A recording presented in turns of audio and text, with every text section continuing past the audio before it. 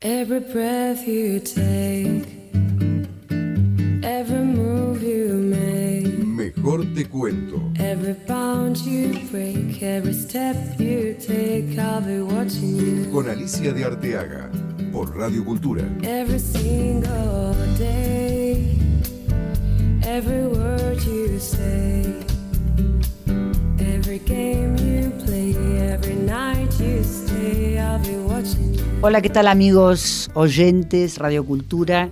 Estamos acá en la calle Guido, 1556. Yo estoy de vuelta, tengo un anexo de mi brazo de un accidente que tuve del cual no quiero hablar. Estoy muy contenta de volver, muy contenta además con este día, este otoño casi invierno porteño, que realmente es un clima tan lindo. Yo pensaba recién cuando venía para acá, qué clima maravilloso que tenemos en esta ciudad con este sol, este cielo. Y la verdad que hoy me siento doblemente contenta. Contenta de volver porque siempre es lindo volver y reencontrarse con los oyentes. En la manera como yo digo, ¿no? Hacer un programa de radio es un poco como tirar una botella al mar. Uno no sabe quién escucha, quién está del otro lado. Yo siempre siento que son muchos que están del otro lado. Ustedes saben que con el sistema nuevo de Radio Cultura, y aprovecho para saludar a Mario Tarzano, que es su director y un gran amigo, este programa después va por YouTube, que subirá mañana y va a quedar, y lo van a poder ver y seguir. Y sobre todo le doy muchísima importancia porque lo presentaré en un ratito, pero mi invitado de hoy es un invitado, para decir un lugar común, un invitado de lujo, pero además es una persona que valoro, admiro, quiero mucho, y que por una circunstancia de la vida, que a veces uno sabe, los caminos de la vida, no sé, lo decía algún cantante, son muy misteriosos. Coincidí con él en París cuando estaba pintando la capilla del Museo Picasso, el Palacio Salé. Coincido ahora que tiene su fabulosa e importante y yo diría una muestra como nuclear, como central, como de quiebre. Lo vamos a hablar con él, pero obviamente ya está todo dicho. Él es Guillermo Cuitca, es un artista argentino que vive y trabaja en Buenos Aires, pero su universo es todo el mundo. Es un artista global. Realmente estuve mirando el catálogo que ha hecho Malva, encuentro que me parece que es una cosa que lo define. Es tan perfecto el catálogo, está tan bien hecho, tiene tantos detalles que yo creo que solamente una persona que mira más allá de lo que todos miramos puede encontrar ese punto de perfección. Los textos son buenísimos y para mí esta muestra y un poco este encuentro con ustedes, con la presencia de Guillermo Cuitca, es como un encuentro de amigos, es un encuentro cercano, cálido. No nos pusimos ni siquiera los auriculares para hacer de cuenta que estamos conversando en el Palacio Salé o en su taller o en el Malva. Quiero felicitar a Malva porque esta muestra es la segunda parte de una primera muestra que cumple 22 años, que fue realmente el regreso de Guillermo Cuitca a la Argentina, porque él no exponía desde el año 1986. Su última muestra en la Galería de Julia Lublin, a quien recuerdo con mucho cariño, y me encantó que en la galería de retratos, de recuerdos, esa especie de mini museografía propia cuitquiana que está a la salida o a la entrada de las salas, hay una linda foto de Julia con Guillermo, que es una foto que transmite felicidad. Es una foto de dos personas que se han encontrado y que transmite felicidad. Y yo hablé más bien me mensajé con algunos amigos de Guillermo que viven en París, como Rafa Bueno y Martín Reina, y me mandaron algunas fotos y me recordaron algunas cosas del tiempo que vivieron y que compartieron.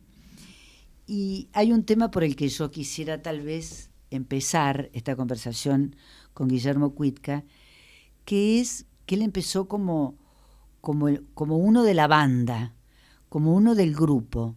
Y finalmente Guillermo, para mi modo de ver, es un gran solitario, es un hombre que ha hecho un camino él, siguiendo sus propias intuiciones. Y Leonardo, le damos cámara a Guillermo para que la gente comparta conmigo. Acá está Guillermo Cuitca en escena.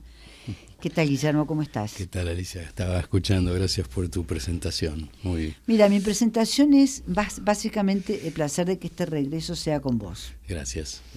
Para mí también. No, te digo la verdad, no aspiraba a menos. Si me hubieras dicho que no, sentí una gran frustración. No, en realidad es tu regreso y es un poco mi despedida. La muestra, sabes, termina el lunes. Hoy tenemos el llamado finissage. Esa es una invitación abierta para hoy. Está bueno lo de finissage. Está buenísimo.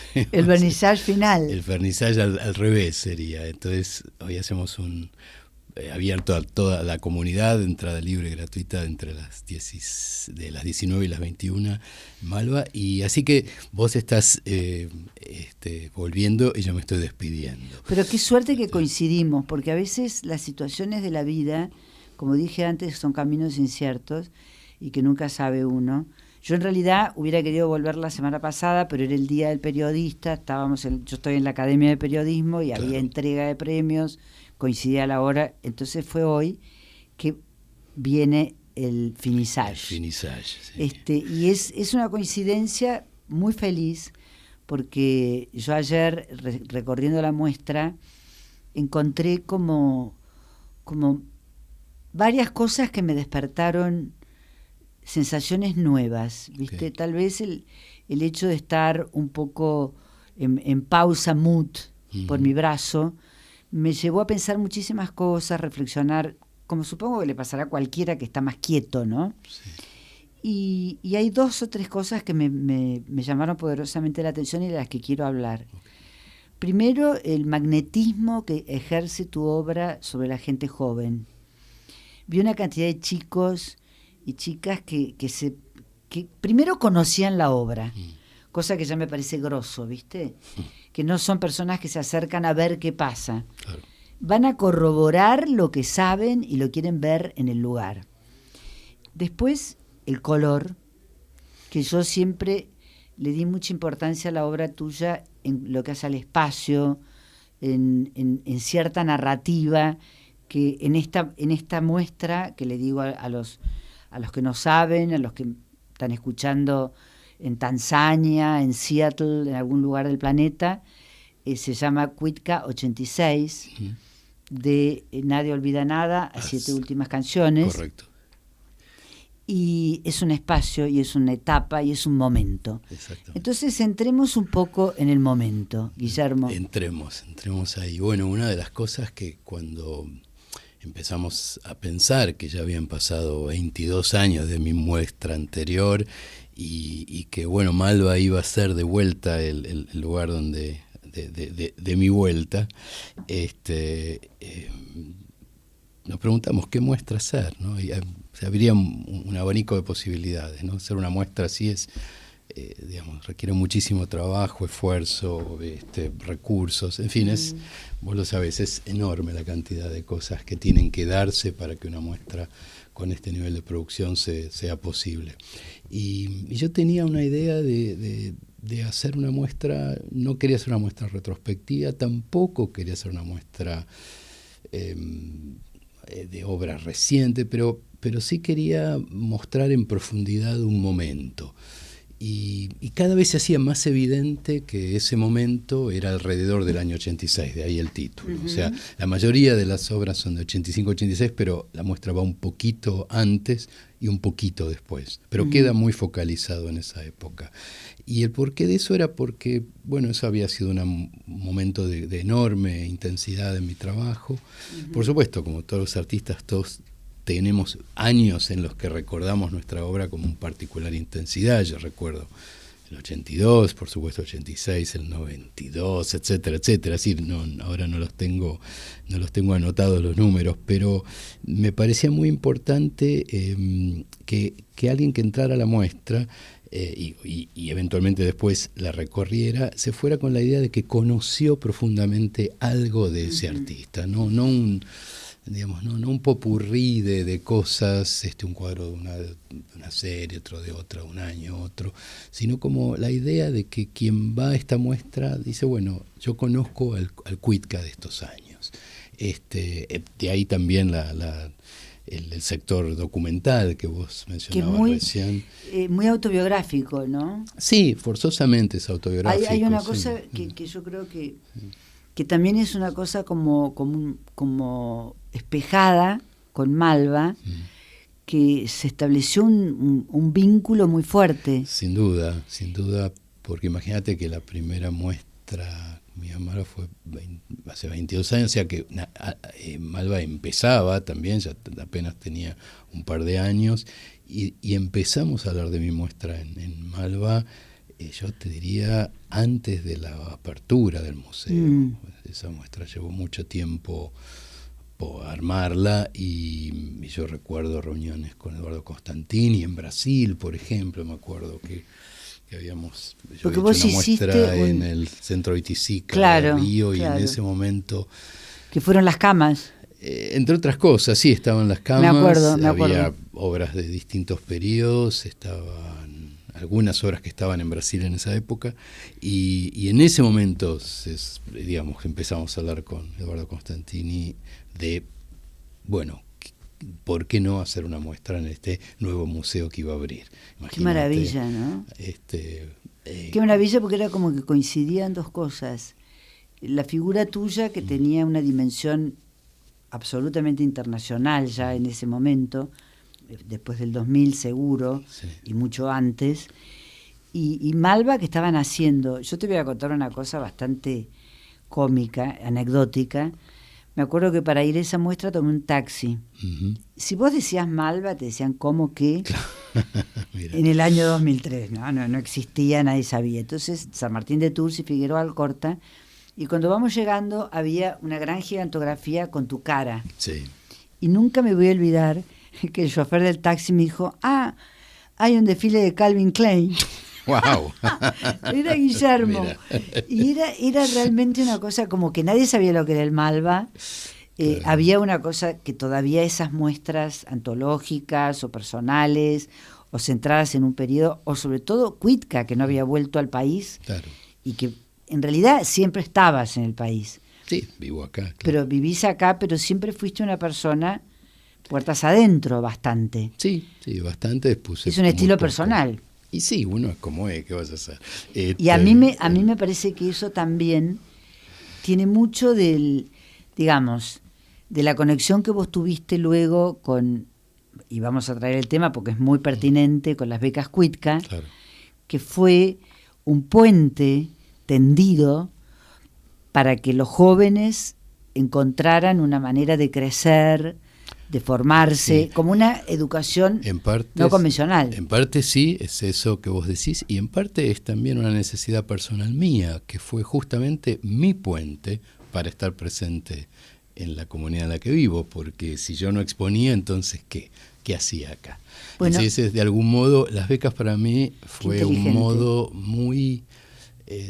muy efectivo, pero al mismo tiempo muy rico de estar dentro de Buenos Aires y convocar a los colegas más jóvenes y eventualmente a los colegas de mi misma generación a que trabajemos y pensemos juntos el trabajo que estábamos haciendo, que en definitiva es lo que hacemos los artistas, ¿no? Es decir, hay muchos modos de estar.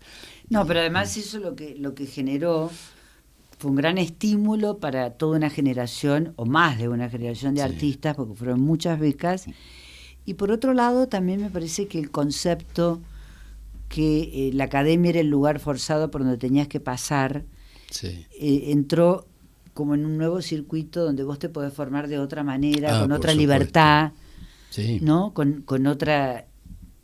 iniciativa. Sí, con otro tipo de presiones, no porque no las haya, o sea, en las becas había muchísima intensidad en el trabajo, pero ciertamente lo que había era un diálogo muy libre, muy abierto sobre el trabajo que cada artista hacía. Claro, ¿no? vos es que hay una cosa muy linda que una vez en una nota que le hice a Costantini, él decía que sentía que había recibido mucho más de lo que había dado. Uh-huh. A propósito de su generosidad de crear un museo, hacer esta inversión millonaria, dedicarse a amar el arte, empezar a coleccionar, aprender. O sea, yo lo conocí cuando recién estaba consiguiendo los permisos para hacer el museo. O sea, es toda la trayectoria. Y en el caso tuyo también pienso que es una gran generosidad, porque si bien vos ya tenías un lugar acá y afuera, decidiste abrir esta oportunidad para que otros lo tuvieran. Ojalá, quiero decir, para mí las becas, la primera edición de lo que después se llamó Beca Cuitca, era tan experimental que realmente, honestamente, no sabía lo que estábamos haciendo. O sea, sabía que que yo tenía una necesidad de esto, de tener contactos con otros artistas, de pensar el arte desde un espacio menos académico. Después, con el tiempo, con las sucesivas ediciones, me di cuenta el lugar que tenía la beca y que de algún modo podía alcanzar digamos, una cantidad de aplicaciones enormes, y eventualmente los artistas elegidos eran realmente muy talentosos y la mayoría han hecho unas carreras formidables, pero no estaba tan claro desde el comienzo qué era eso, ¿no? Y no sé si estuvo claro al final. Pero vos es que es interesante, ¿no? Porque me da la sensación de que toda tu trayectoria, que ha sido los que te hemos seguido desde del niño prodigio, al joven maestro, al gran talento, al maestro total, la Bienal de Venecia, todo tu recorrido internacional. La primera vez que yo vi una obra tuya afuera fue en el Stedelijk de Ámsterdam, claro. que yo había ido en un viaje periodístico y conocí a la directora e inmediatamente me mostró tu obra como con un gran orgullo de incorporar esa obra de Guillermo Cuitca a la colección del Stedelijk. Sí, fue uno de los primeros museos en comprar obra mía del Stedelijk. Que me pareció muy fuerte, sí. Y bueno, después he seguido viendo en todas partes. Evidentemente, antes de volver a Malva y a la muestra que está terminando y que realmente creo que es ejemplar en muchos sentidos por el cuidado puesto en el montaje, sí. en el estudio que se ha hecho de las obras para que esto tenga la dimensión que tiene, como dije antes, el catálogo, o sea, la distribución me parece estupenda. Sí. Trabajamos con muchas, digamos, de un modo muy riguroso. O sea, fuimos un equipo junto con Sonia Beche, Nancy Rojas, Marita García.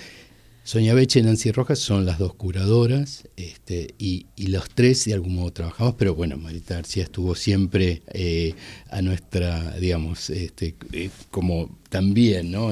Cerca del proyecto, y fuimos muy exigentes con qué obras poníamos y por qué, y también elaboramos muchos dispositivos de exposición hasta, bueno, encontrar aquel que nos parecía que era el adecuado para contar este recorrido de las obras. En un momento, cuando vos hiciste la introducción, hablaste del color, sí, que es cierto, a veces en mi obra, digamos, por algún motivo se habla mucho de la parte teatral, dramática, y esto no está divorciado del color, pero justamente en esta muestra hay algunos acentos puestos en el color, no solo por el color de la primera sala, es un verde muy potente, sino también cuando pasás a la segunda sala, que probablemente tiene las obras más teatrales, si bien yo generalmente me trato de no usar mucho ese término cuando me refiero a la obra, pero en esa sala sí hay como un recurso particularmente dramático, y también hay cuadros con colores muy marcados. Muy marcados y muy contrastados, es decir, está el cuadro verde, el cuadro azul, el cuadro colorado, el amarillo, ¿viste? Son como, inclusive hay una sala muy importante, que es la sala donde está, digo importante por el tamaño. En un momento nos dimos cuenta que habíamos seleccionado una cantidad de obras rojas, básicamente rojas, y eso es algo que a veces uno diría, bueno, bajémosle un poco o digamos, o ecualicemos un poco esto. Y en realidad nos dijimos enseguida, señalémoslo más. Es claro. decir, de algún modo esa sala reúne cuadros rojos. Yo pintaba mucho con rojo. Quiero decir, como que el color para mí, como para cualquier pintor, la negación del color también es una actitud frente al color.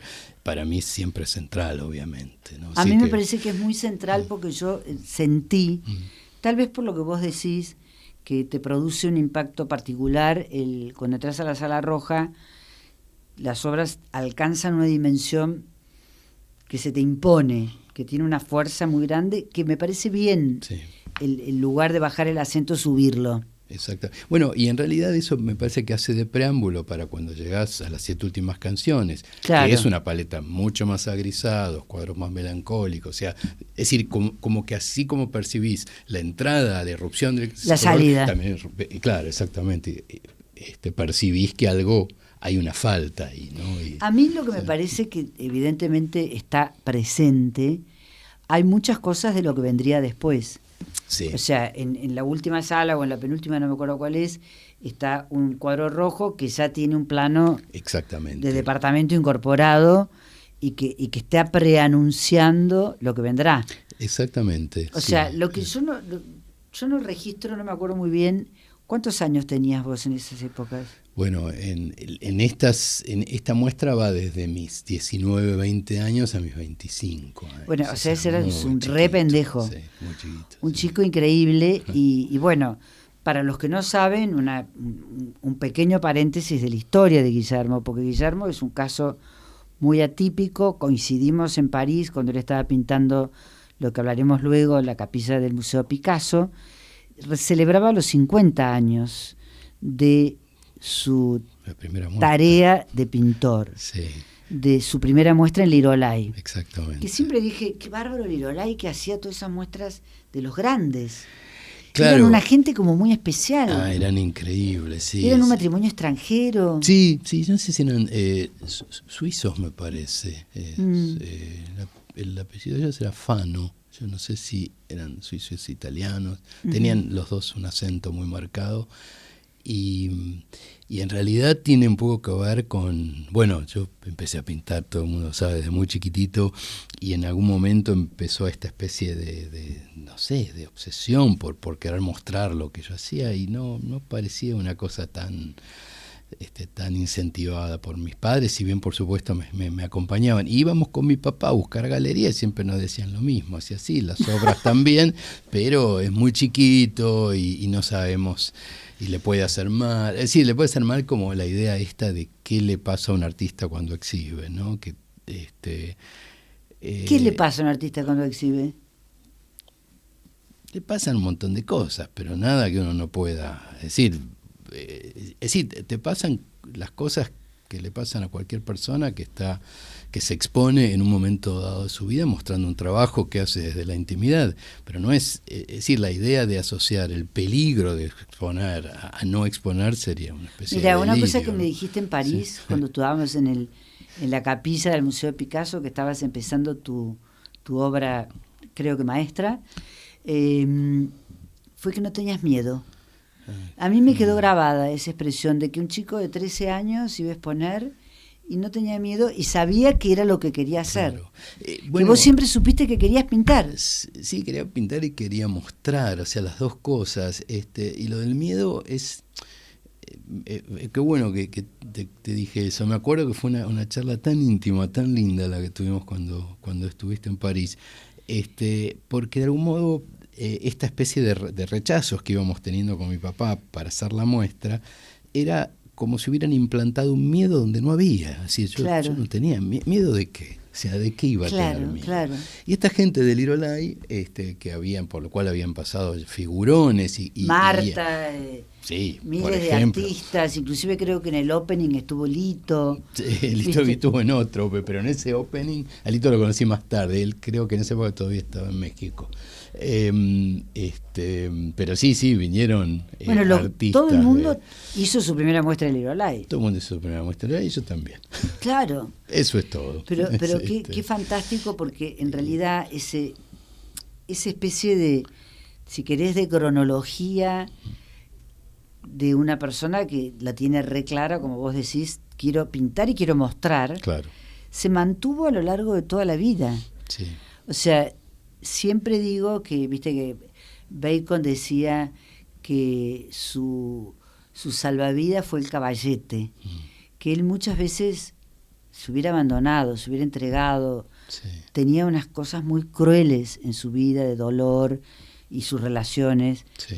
y él no decía fue su salvavidas, el caballete fue mi madero. Mirá.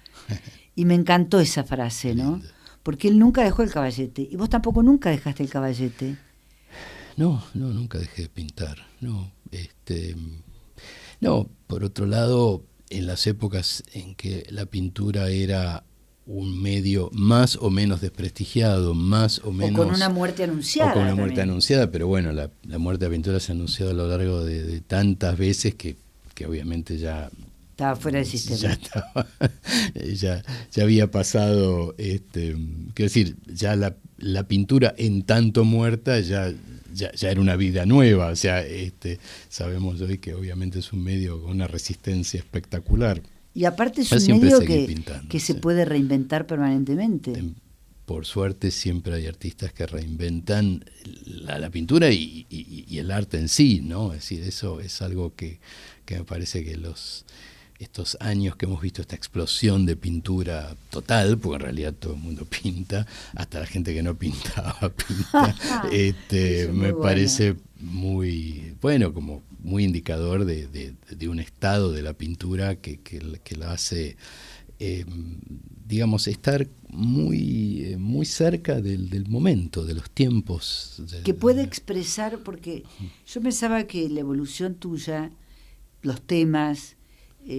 es interesante porque si bien 86, yo en algún momento pensé, bueno, cuando vos estabas en el Museo de Picasso, pensaba el 1986 de Guillermo es como el 1932 de Picasso, claro. Que fue su año como liminar, Sí. como central, que quedó Sí, grabado como el año impresionante, Picasso. Sí. Y un poco el año Cuitca 86.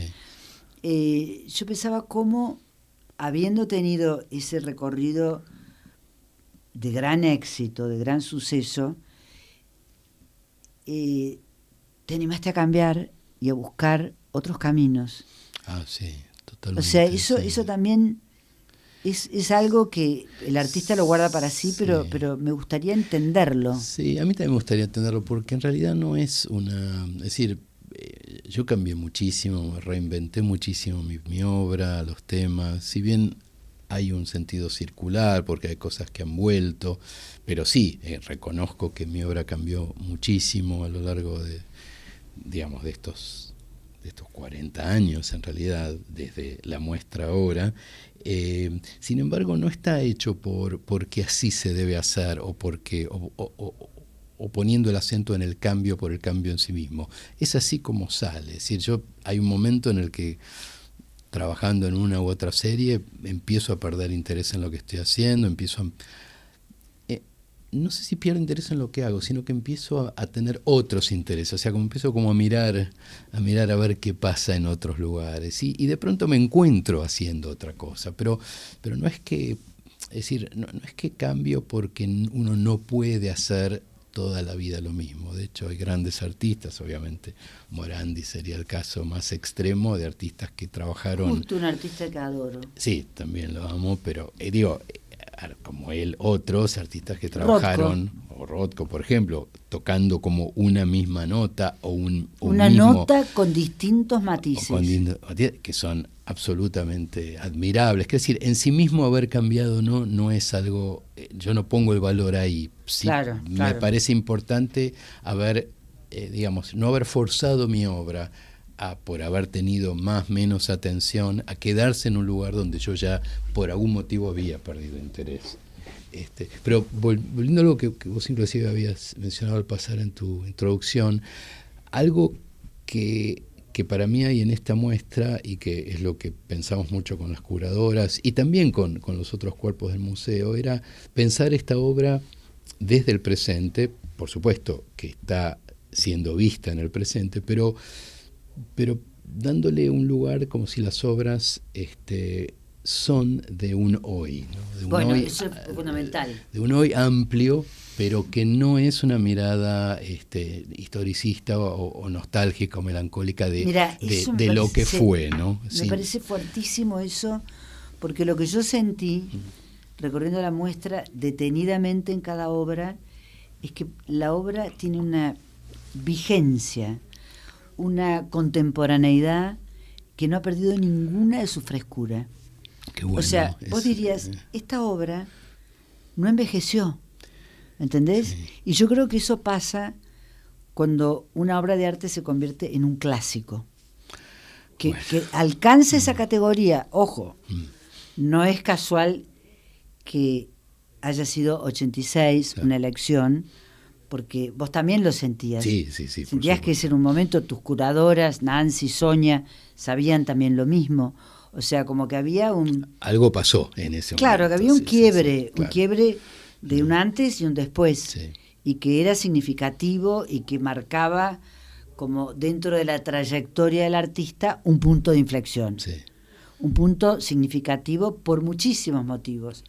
Sin lugar a dudas, y vos lo dijiste, la obra tiene como una cosa circular, toda tu producción, porque vos volvés un montón de veces a muchos temas, como puede ser el teatro, como puede ser la arquitectura. Sí, claro. Yo estaba viendo que vos compartiste espacios con Valiero y con Carmen Córdoba. Sí. Viste que yo soy madre de arquitecto, así que soy fanática de la arquitectura, me encanta. Y tu obra tiene mucho de teatro, tiene mucho de arquitectura, tiene mucho de música. O sea, tiene como una cosa de las capas. Sí, se va como apoyando en distintas... Que están en la persona, que están en el alma, que están en la gestualidad de lo que vos hacés. No nace de la nada. No, nada nace de la nada. Nada nace de la nada. No, claro. Exactamente. Y esta obra, sin duda, es muy, en ese sentido, es un germen de muchas cosas que pasaron después, ¿no? Yo pienso que en realidad, y estamos hablando con Guillermo Cuitca a propósito de la muestra de Malva, que se llama Cuitca 86, de 7 últimas canciones, A Nadie Olvida Nada, o al revés. De Nadie Olvida Nada a 7 últimas canciones, que hoy, de 19 a 21, va a haber un finissage, que es como una despedida abierta a todo el público. Realmente es una gran oportunidad, porque pienso que la gente en sí misma es parte, esa conexión que se produce cuando estás compartiendo el mirar con otros. Sí, se produce una química que está buena, y en un espacio un poco gozoso que es la despedida de algo que salió muy bien. Es algo que salió bien, la verdad que el público nos acompañó muchísimo y yo estoy súper agradecido, en el museo, pero también a los colegas. O sea, una cosa que, a mí me importa mucho la relación con los dos artistas, y tuve unas devoluciones de colegas, de artistas, que me emocionó mucho. O sea, fue simplemente, me sorprendió mucho la generosidad de las devoluciones del público en general y de los artistas en particular. Así que eso, yo me quedo tan contento con esto. Eso es lindísimo, eso es lindísimo. Yo te decía que había estado intercambiando mensajes con Martín Reina y Rafa Bueno, y que me mandaron unas fotos de momentos en que estaban así como que vos tenías unos rulos así tremendos, y Rafa era un flaco con pelo, y eran distintos, y eran unos chicos, y estaban como en una especie de ebullición, sí, claro, de un momento como sumamente significativo e importante de nuestro arte. Claro, bueno, en ese momento nosotros simplemente hacíamos lo que hacíamos. O sea, lo bueno, viste, de cuando uno está produciendo una obra, no producís un clásico, producís una obra que es la del momento. Yo creo que cuanto más conectado con la época estás, más, más alcance hay en las épocas venideras, ¿no? Es decir, porque yo en ese momento compartí el taller con Martín Reina. De hecho, Martín está muy presente en la muestra. Hay una foto. Hay una foto. La vi que está muy linda, con él en Thomas Cohn. En Thomas Cohn, en Río, y otra en uno de los talleres que tuvimos. O sea, tuvimos 3 talleres y nos fuimos mudando. Siempre teníamos como el taller al lado. Y hacíamos, bueno, el trabajo de aquel momento. O sea, sin ninguna idea digamos, de futuro, pero no porque el futuro era particularmente malo, yo ni siquiera lo pensaba de ningún modo, pero no haces una obra para la posteridad, haces una obra hacer para la obra el que momento, se siente. Además hay otra cosa que es interesante, que tiene que ver con los materiales, con los materiales con los que está hecho la obra. Claro. Yo me acuerdo que hace muchos años tuve que dar una clase en el Museo de Bellas Artes sobre la restauración y los museos cuando se ocupan de revisar su obra y ver que tienen que restaurar tal cuadro, y que había una gran incógnita de una obra de Cuitca, era el Met. Sí. ¿Con qué estaba hecha? Totalmente, sí. Y ahí hay como toda una investigación que se hizo en este caso en torno de la factura de las obras. Bueno, vos sabés que para esta muestra se hizo un trabajo muy inédito, porque en realidad son trabajos que se hacen para obras que generalmente artistas no están vivos, y se hizo una investigación de los materiales a partir de luces de ultravioleta y de rayos, de tecnología, digamos, de tipo de cámaras se tomaron como 4 casos y se hizo todo un estudio. Pero con respecto a lo del Met, hay una especie de anécdota que el Met había incorporado una obra mía, y la conservadora del Met tenía muchas dudas sobre qué es esto, qué es lo otro, qué es esto. Y yo le decía, y por supuesto, no sé, en esa época uno sería más tímido, probablemente más, más cuidadoso, decía, y medio como trataba de darle respuestas. En un momento yo espontáneamente le dije, mire, no sé, pero además le dije, cuando hice esta obra nunca me imaginé que iba a ir a terminar el Met. O sea, simplemente era esa la verdad. Y me dijo, tenés razón, déjame a mí que yo me ocupo. O sea, algo así como era la respuesta que tenía que dar, como diciendo, yo cuando hice de hecho esa obra había estado en el piso de mi taller, o sea, yo la usaba como casi como una alfombra. Sí, lo usaba como para trabajar, o sea, por supuesto, al ser era un mapa, pero estaba retrabajado de muchos modos, o sea, tenía un poco de todo, y era interesante que yo hubiera puesto la obra en el piso, como lo hicieron muchísimos artistas antes que yo, pero me gustó que digamos que el museo entendiera que uno cuando hace una obra no piensa que va a estar en un museo como me parece el Met, genial ¿sí? Eso, me parece una anécdota genial. Y ahí me dijo, no, porque une las dos cosas que venías diciendo, que cuando uno produce una época, más allá de que en tu obra está muy presente el momento de la Argentina, lo que vivíamos, de dónde veníamos, el horror de los años de plomo, o sea, toda una todo cosa eso. Que envolvía el clima, es un clima de época. Sí,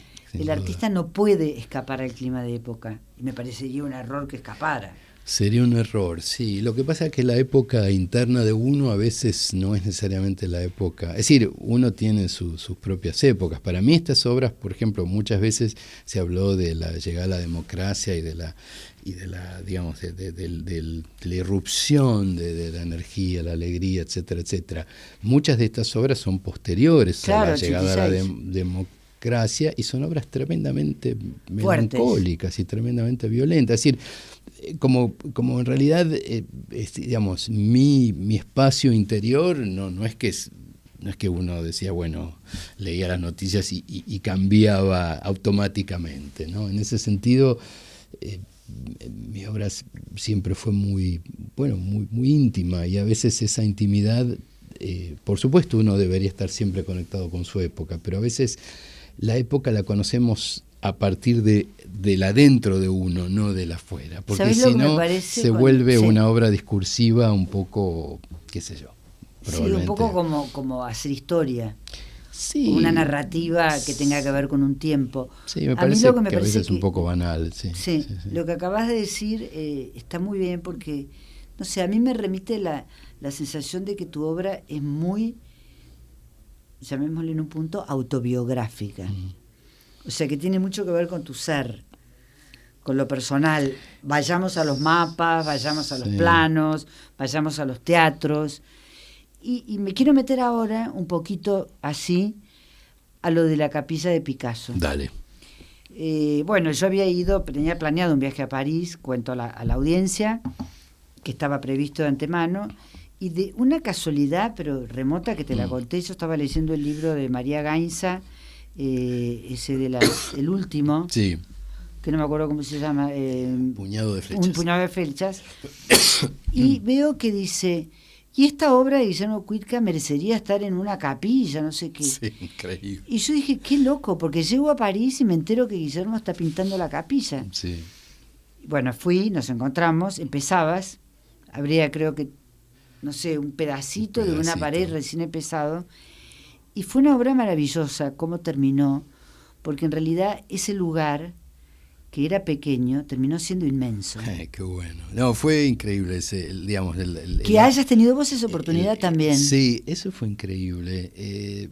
De momento, sí, a veces yo iba a las mañanas y decía, ¿qué hago acá? Estoy como a 5 metros de la obra de Picasso, y nunca lo pensé como un homenaje a Picasso, pero obviamente adentro del museo se convierte en un diálogo. Pero todo el proceso de hacerlo, yo no trabajo con bocetos, nunca. Y esta obra fue una especie de carta blanca que me dio el museo, porque yo realmente no presenté proyectos para esto. ¡Qué bárbaro! Y pero eso qué quiere que decir carta que blanca. cuando empecé a pintar no sabía lo que iba a hacer. Por lo tanto, había una gran incertidumbre, pero al mismo tiempo, bueno, era la confianza de trabajar en algo que me fuera llevando a este lugar.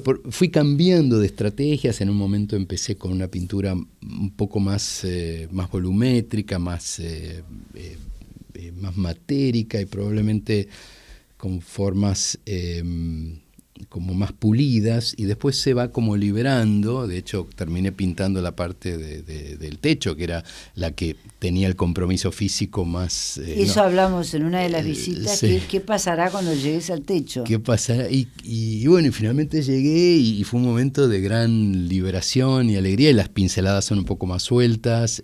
Por supuesto, me dolió un poco el cuello, la cintura, en fin, todas las cosas que podían pasar, pero al mismo tiempo me llevó como a un lugar de, no te diría de liberación, porque creo que toda la obra la hice de un modo muy, muy libre, pero hizo que dentro de la obra haya como una narrativa, o sea, como, claro. Es decir, como que esos momentos están en la obra, ¿no? Y fíjate que también están en el color, porque yo mirando las imágenes y de las fotos que yo tomé, hay algunas partes que tienen unos colores que no tienen otras. Sí, en realidad es cierto eso que decís. Me hiciste acordar una cosa importante. Yo al terminar la primera semana vi que algo no estaba funcionando y no sabía qué era, y en un momento dije, me pareció que venía por el tema de los colores. Yo había hecho una pintura en Escocia hace un tiempo y tenía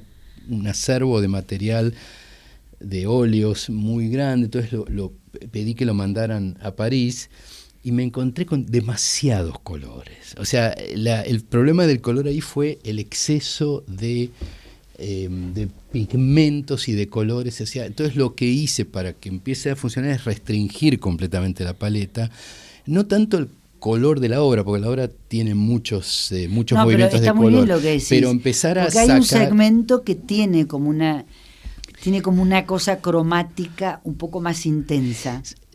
Sí, mira, yo creo que en realidad, paradójicamente, una vez que reduje la cantidad reduje la paleta, empezaron a aparecer aún más colores. Lo que me estaba un poco haciendo lío era con muchas variantes de un mismo color. Ajá. O sea, como en la familia, por ejemplo, de los, no sé, los rojos o de los azules había una exageración de Hay. ¿no? Hasta Ser un poco, algunos a mí, azules van medio como turquesa. lo que me pasa cuando que no puedo hacer compras en donde hay demasiada oferta porque me pierdo. O sea, para mí, tengo que comprar en Buenos Aires porque viste pocas cosas y comprar. Está bueno. Pero voy a comprar queso en París y no tengo la menor idea de comprar, o shampoo en Nueva York Claro, y tampoco. claro, o sea, claro. sería un poco esa idea. El ¿no? límite de la escasez. Exactamente. Que sí. es una cosa bastante buena para tomar decisiones. Sí, porque en a mí me general. pareció, y esto lo comparto con los oyentes, que fue una cosa muy bella. El último día que fui había una banqueta de Giacometti, Sí, claro. del hermano de Alberto, de Sí, Diego, sí. que estaba puesta en un lugar estratégico donde uno se podía sentar en una doble situación, mirando al frente o mirando al techo, Claro. acostarse, Sí, digamos. perfecto. Y la verdad que era envolvente, porque era ahí donde se manifestaba de una manera precisa el hecho del que se habla mucho ahora, de la pintura inmersiva. Ujú. O sea, yo sentí que en ese momento había una inmersión. Y además me pareció muy genial que Guillermo, que está acá con nosotros, dejó un espacio blanco donde se supone que es el sagrario, Sí, donde va la cruz, va la hostia, va Cristo, claro. va otro santo, y eso quedó un poco como pasa en la capilla Rothko de Houston, Ujú. que es de todos los credos. Sí, en realidad Quedó para todos los credos. me pasó que yo no quería evitar borrar la historia de eso como capilla, si bien por supuesto ya dentro del museo no era un espacio sacralizado, pero me interesaba no hacerme el vivo con eso, o sea, como decir, bueno, viste, es como muy sencillo para mí pasar por arriba de eso y seguir con estos motivos que cubren todo el espacio. Pero al mismo tiempo no sabía qué hacer. A mí la pintura religiosa siempre me gustó mucho y en mi pintura aparecen muchas coronas de espinas y así, claro. en otras épocas, pero tampoco iba a ir por ese lado, o sea, no quería, eso me parecía, en fin, era como algo que no lo tenía muy claro y en un momento empezó como a configurarse este vacío, pero este vacío se configuró no tanto por... Pero hay que tener no sé, me parece un gran control, ¿no? Sí. Para dejar el vacío. Hay que tener, exactamente, es un buen punto, porque a veces uno, bueno, viste, la pintura te lleva a seguir pintando y a veces hay una inercia en hacer lo que estás haciendo que muchas veces, si uno pienso muchas veces que el gran talento de un pintor es poder Terminar. parar a tiempo, claro. Porque sí. ¿sabés qué? Pienso en el horror vacui, Sí. que viste que era el Sí, claro. terror al vacío, y que dejar un espacio blanco en algo que estaba todo cubierto era una toma de decisión fuerte, sí, como decir acá claro. paro. Sí, y este vacío que quedó como ahí en la parte del altar me dio la impresión que en un momento se fue llenando de sentido y entender esa capilla como un lugar, digamos, espiritual al que ese espacio vacío se refiere. Te convocaba. A lo que cada uno lo convoque o no. Es decir, también es es al mismo tiempo una demostración de fe como todo lo contrario, ¿no? Es decir, es la fe y la falta de fe al mismo tiempo. ¿Sabes ¿no? qué me parece? Es una idea de libertad. Seguramente. Es sí. una idea profunda de libertad, porque es dejar librado a quien esté ahí, el espectador, el fiel, el ferigrés, quien fuera que sea, el artista, Sí. lo que quiera. No Sí, le pones sí. un mandato, no le das una imagen que tiene que ser esa. No, por supuesto. Sin embargo, el Diego Giacometti que hay ahí, que de hecho Diego Giacometti diseñó todo el mobiliario del museo, o sea que eso está dentro del museo. Es parte del museo. Es parte del museo, es una banqueta preciosa con un color además que estaba perfectamente como a tono. Era muy cuica. sí, era como una especie de verde grisáceo, o sea, perfecto. Y para mí el gran momento de la capilla es cuando uno se reclina sobre eso, se acuesta y mira para arriba. O sea, Es brutal. para mí que eso es. De hecho, tengo una foto de Claude Picasso que el día de la inauguración que está ahí tirado ahí en el banco y como mirando a donde pienso que es el lugar donde yo te digo que mejor se me hay que ocurre, mirar, sí. porque estamos ya al borde del fin de esta entrevista radial, que después la podrán ver por YouTube a partir de mañana. Se me ocurren varias cosas.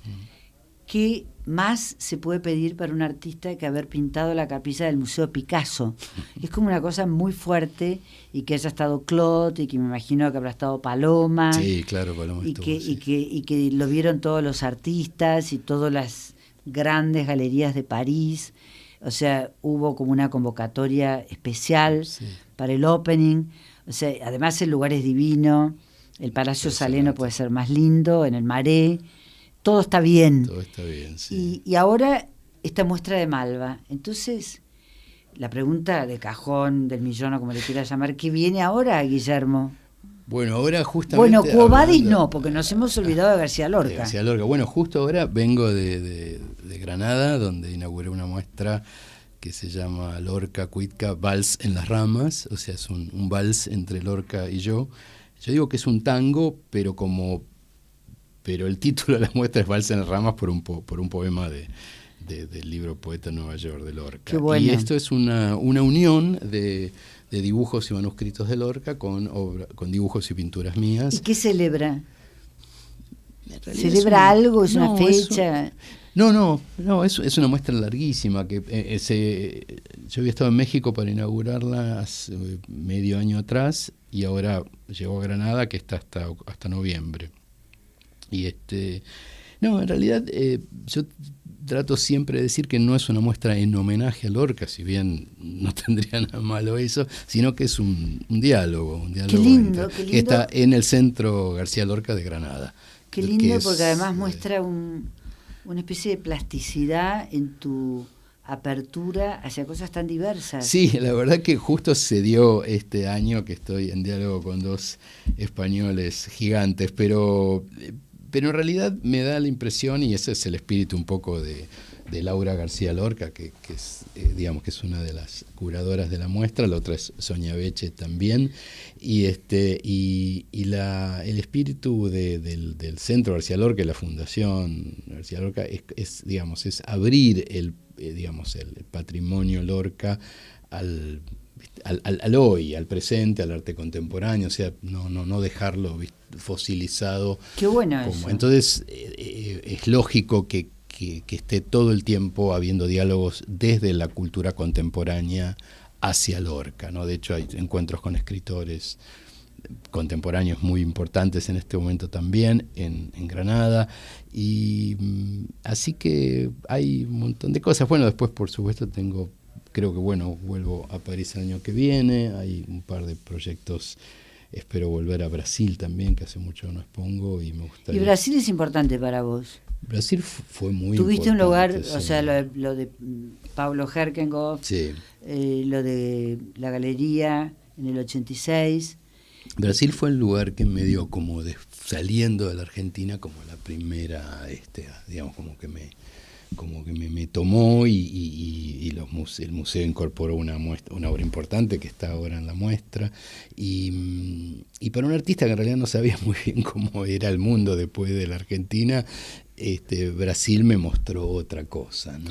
Yo pienso que Brasil es una gran oportunidad para todos nosotros. Sí, ojo, Brasil es un lugar, por otro lado, fabuloso, con una galería genial, un museo genial, pero tiene una potencia. Sí, pero también tiene también tiene, nosotros y además pienso justamente en Malva, hace un trabajo de mostrar artistas que no son argentinos y que son latinoamericanos, quizás más que lo que hace Brasil. O sea, Brasil es fabuloso si sos brasilero. Claro. O sea, quiero decir, por supuesto la Bienal de San Pablo es un evento global, en serio, pero en general las colecciones y las programaciones en Brasil son bastante locales. Claro, ellos lo que tienen es que tienen un mercado grande, tienen mucho coleccionismo, tienen la Bienal, tienen 2 ferias muy importantes, la Galería Gentil Carioca y otras galerías están trabajando muy bien, Luis Estrina, o sea, es un lugar, es un lugar que tiene lo que nosotros no tenemos, es otra dimensión. Sí, como eso país es otra y como dimensión. sueño. Sí, son otros números también. Pero claro, sí. a propósito de eso, quiero decir que me parece muy bueno que Malva tiene un director brasilero, Claro. que es Rodrigo Moura, que es de fan- Minas Gerais, Es fantástico. y que es un Sí, tipo sí, fantástico. sí, sí. Coincidí con él y de paso recuerdo que estuve en Qatar, que eso será tema para otro programa, porque fue una experiencia alucinante, Qué bueno. donde me di cuenta de la capacidad de Malva para poder organizar estas cosas fenomenales, Sí. porque si uno se pone a analizar, Guillermo, es la muestra que llevó mayor cantidad de cuadros salidos de Argentina, Mirá. 170 obras. Wow. Y ahora la pregunta que quedó pendiente, ¿qué viene? ¿Cómo estás adentro?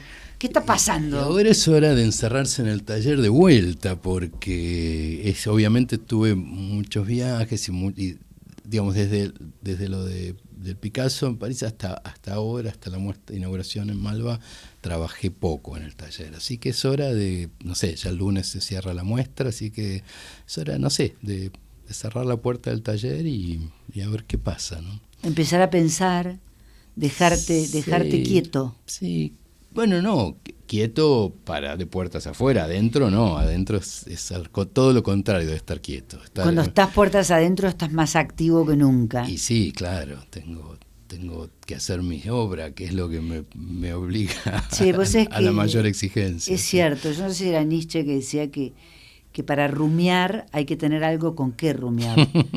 O sea, hay que tener recuerdos, hay que tener cosas. Y yo creo que ahora se te acumularon unas cuantas Uy, sí. para rumiar, ¿no? Sí, vamos a ver cómo proceso todo esto. Pero bueno, no es la primera vez que hago una muestra. Toda mi vida estuve haciendo muestras en todas partes. En todas partes. Pero una cosa sí me pasó con esto. Estoy tan convencido de que este es el formato en el que quiero seguir exponiendo, enfocarme en una época y trabajarlo bien a fondo, no dispersar, no hacer muestras dispersas, que de algún modo me obliga a revisar mis proyectos futuros en función del formato de esta muestra, que fue la primera vez que es una probé muestra algo de así. 50 obras, más papeles, Sí. más la parte autobiográfica. Pero focalizada en un periodo. Focalizada en un periodo que te permite profundizar Sí. en una intensidad, una vibración que la retrospectiva o la antológica no lo permite. Exactamente, quedan como turísticas al lado de esto. Me gustó eso, quedan como turísticas. Bueno, se nos acabó el tiempo, Guille. Qué rápido, bueno. La verdad placer. que podríamos seguir hablando muchas horas más. Bueno, vamos a Yo seguir. te agradezco muchísimo que hayas venido. Gracias a vos. Celebro, voy a estar hoy en el finissage, Ok, esperamos. disfrutando ese momento de despedida y muy contenta por el efecto que provocaba en la gente. Creo que ha sido una gran idea de Malva, un gran trabajo Sin duda. conjunto y me gusta el nivel de exigencia de calidad. Así que felicitaciones a todos. Gracias, Alicia. Gracias a Un ustedes, placer. mis queridos oyentes. Nos volvemos a encontrar acá el próximo jueves a las 14. Gracias, Leo Justi, por estar ahí, por estar siempre. Un cariño para todos y nos volvemos a encontrar.